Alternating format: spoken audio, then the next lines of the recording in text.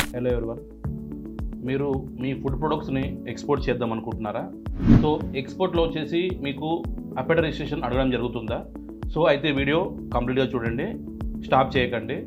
ముఖ్యంగా మనకి అపెడా వచ్చేసి ఎవరు తీసుకుంటారంటే ఫుడ్ ప్రొడక్ట్స్ ఎవరైతే మ్యానుఫ్యాక్చరింగ్ చేసి ట్రేడింగ్ నెక్స్ట్ ఎక్స్పోర్ట్ ఎవరైతే చేస్తారో వాళ్ళు వచ్చేసి ఈ అపెడా రిజిస్ట్రేషన్ తీసుకోవడం జరుగుతుందండి. అపెడా అంటే agriculture and processed food products development authority. So ఈ అపెడా రిజిస్ట్రేషన్ వచ్చేసి ఈ ఫుడ్ ప్రొడక్ట్స్కి తీసుకోవడం జరుగుతుంది ఎవరైతే ఎక్స్పోర్ట్ చేస్తారో. సో ఈ ఎక్స్పోర్ట్ చేసేటప్పుడు మనకి ఈ షిప్మెంట్లో కానీ ఈ కస్టమ్లో కానీ మన కంపల్సరీ ఈ అపెడా రిజిస్ట్రేషన్ అనేది మ్యాండేట్ చేయడం జరిగింది. అపెడా రిజిస్ట్రేషన్ తీసుకోవాలంటే మన కేవైసీ అంటే మన Aadhaar card, PAN card, photo, current bill, డాక్యుమెంట్స్తో పాటు ఇంపోర్ట్ ఎక్స్పోర్ట్ కోడ్ అనేది కంపల్సరీ ఉండాలి. సో వీటిని ఆధారం చేసి మళ్ళీ వీటితో పాటు ఫుడ్ ప్రొడక్ట్స్ మనం ఎక్స్పోర్ట్ చేయాలంటే సెంట్రల్ ఎక్స్పోర్ట్ ఫుడ్ లైసెన్స్ ఉంటుంది. So import export plus central export food లైసెన్స్ని యాడ్ చేసి మనకు అపెడా రిజిస్ట్రేషన్ అనేది మన కంపెనీకి రిజిస్ట్రేషన్ అనేది చేయడం జరుగుతుందండి. సో ఇలా అపెడా రిజిస్ట్రేషన్ మనం తీసుకుంటే మనం గ్లోబల్ వైజ్గా మన కంపెనీకి రికగ్నేషన్ ఉంటుంది.